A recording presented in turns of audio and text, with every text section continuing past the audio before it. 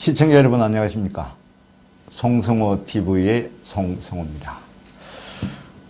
제가 유튜브 방송을 시작한 지 일주일 정도밖에 안 됐습니다만은 여러분들께서 많은 성원을 보내주셔서 정말 감사드립니다. 오늘은 4.15 총선 얘기를 좀 해보고자 합니다. 여러분들 아시다시피 4.15 총선이 이제 2개월 남짓 남았습니다. 각 당에서는 공천 심사 작업에 들어갔죠. 그래서 선거가 이제 본격화됐다. 이제 본격적인 선거 국면이 다가왔습니다. 이 시점에서 조금 아쉬운 부분은 과거에도 그랬지만은 이번에도 민주당과 한국당의 외부 인재 영입 작업을 보면은 여러모로 좀 아쉬운 점이 있습니다. 특히 이번에도 법조인이 너무 많다. 과거에도 사실은 영입 작업을 할 때 법조인이 상당히 주류를 이뤘습니다. 또 언론인도 많았습니다. 지금 현재에도 지금 20대 국회죠. 국회의 직업별 구성 현황을 보면 법조인이 아주 상위권에 있습니다. 이번에 그 민주당과 한국당의 1차 영입 결과를 분석해 보면 민주당 같은 경우에는 인재 영입 20명 중에서 6명이 법조인입니다. 전체 30%를 차지했죠. 한국당 역시 마찬가지입니다. 19명 중에 7명, 36.8%가 법조인입니다. 민주당에 비해서는 한국당의 법조인 영입 비율이 높습니다. 그러나 어쨌든 양당 다 3분의 1 이상이 이번에도 법조인이었습니다. 지금 20대 국회의원들도 마찬가지고 그 이전의 국회의원들도 항상 하는 말들이 국회에 법조인이 너무 많다. 이런 지적을 해왔습니다. 국회에 진출한 법조인들 스스로도 법조인이 많다는 얘기를 자주 했습니다. 안타깝게도 이번 인재 영입에도 법조인이 전체의 3분의 1을 차지하고 말았습니다. 빛이 발했습니다. 아쉽습니다.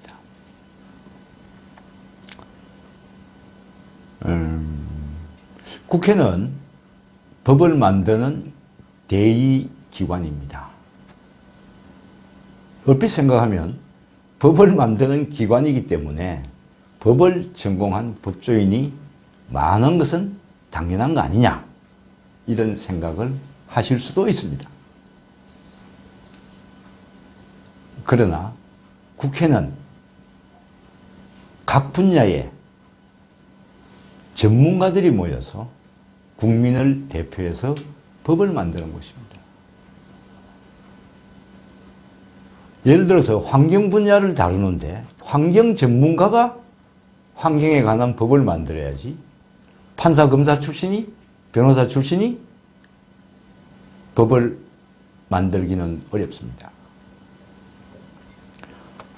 판사, 검사, 변호사 출신이 환경 전문가가 아닙니다.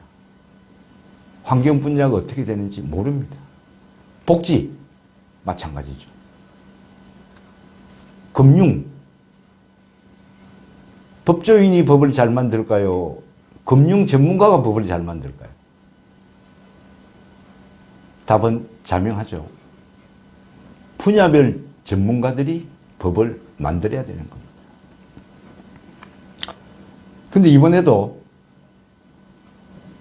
민주당과 한국당 모두 법조인이 3분의 1을 차지하고 말았습니다. 물론 이들이 아직까지 영입 인재들이 배지를 단 건 아닙니다. 그러나 영입 과정에서 이들에게 국회의원 당선을 보장하지 않는다면 누가 영입에 응하겠습니까? 이들은 비례대표 당선권 안에 상위 순번을 주기로 서로 약속이 돼 있을 것입니다. 그렇지 않습니까? 영입인재로서 다 발표가 됐는데 내가 배지를 달지 못하면 누가 그 영입 작업에 응하겠습니까?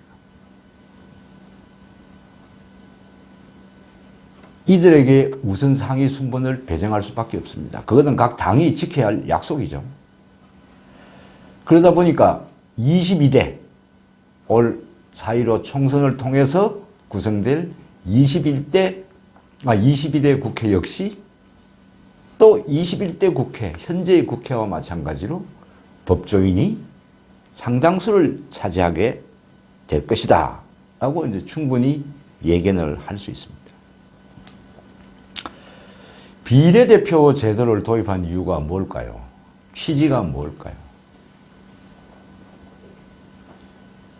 각 분야의 전문가들이 지역구 선거를 통해서 당내 경선을 통하고 또다시 본선을 통해서 국회에 진출하기가 사실상 어렵기 때문에 이들을 전문가들을 지역 선거를 치르지 않고 비례대표로 해서 국회에 진출, 그 이후에 전문적인 지식을 국민들을 위해서 사용하게 한다.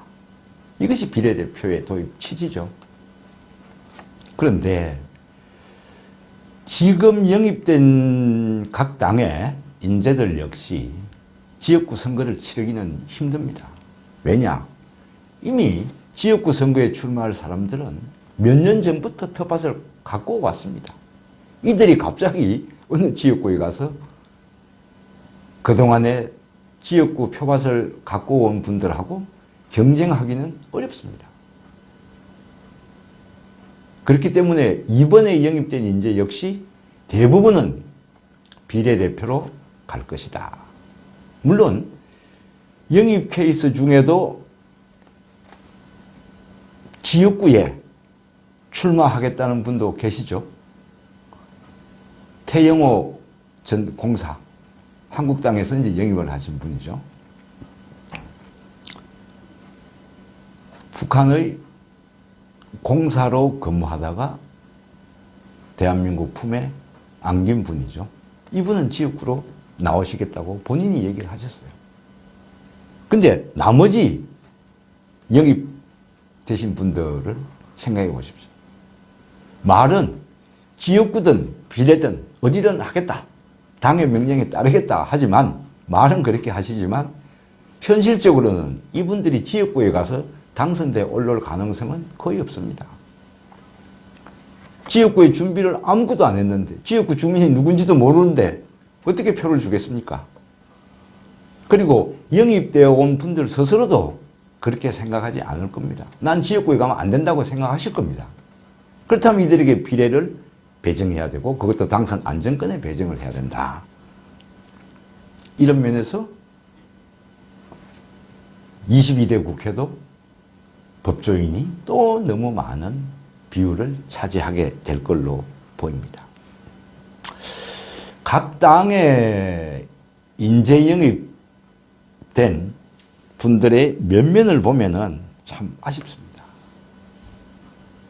말씀드린 대로 법조인이 3분의 1을 차지하고 나머지 분들, 그분들 폄하할 생각은 없습니다. 나머지 분들도 한국의 정치를 이끌어가는 민주당과 한국당이 과연 대한민국을 이끌어갈 대한민국 체제를 만들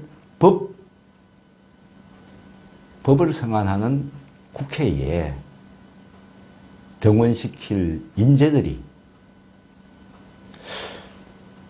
좀 폭넓게 포진했으면 좋겠다 하는 것이 국민의 한 사람으로서 바람입니다. 이런 생각도 듭니다. 각 정당들의 영입 인사들의 면면을 보면은 좀 지나치게 일관성, 흥행성 여기에 치우친 면이 있다는 생각을 지울 수 없습니다. 아쉽습니다. 통상 전문가가 필요합니다. 지금은 한 나라가 독립적으로 살아갈 수가 없습니다. 각 나라와 수출 경쟁을 통해서 그 나라의 경제를 이끌어갈 수밖에 없습니다. 이제는 통상의 시대입니다. 그런데 지금 현재 국회에도 통상 전문가가 없습니다. 22대 국회 인재영입 대상들을 보면은 통상 전문가가 한 명도 없습니다. 또한 지금 현재 우리가 부동산 문제가 얼마나 지금 심각합니까? 부동산 전문가도 없습니다. 대한민국은 시장 경제를 추구합니다. 시장 경제는 누가 이끌어갑니까? 금융 분야의 전문가들이 이끌어가는 겁니다. 그런데 각 당의 영입 인재들을 보면 금융 전문가는 없습니다. 세금 문제 얼마나 민감합니까? 얼마나 중요합니까? 조세 전문가도 없습니다. 21세기 각국은 외교 전쟁을 치러야 됩니다. 외교 전문가도 눈에 띄지 않습니다. 단 조금 전에 말씀드린 태영호 전 공사 같은 경우에 북한 전문가가 되겠죠. 이분은 제가 볼 때는 제대로 전문가로서 영입한 케이스라고 저는 평가하고 싶습니다. 태영호 공사를 제외하고 민주당과 한국당의 영입 인사들 면면을 보면 아쉬운 점을 금할 수가 없다는 것이죠. 따라서 지금 공천 작업이 한참 진행되고 있습니다. 지금도 늦지 않았습니다. 금융 전문가, 부동산 전문가, 조세 전문가, 국제 통상 업무 전문가, 외교 전문가 이런 분들을 각 당에서는 영입을 해야 될 걸로 생각합니다. 여러분 생각은 어떠십니까? 성성호TV의 성성호였습니다. 감사합니다.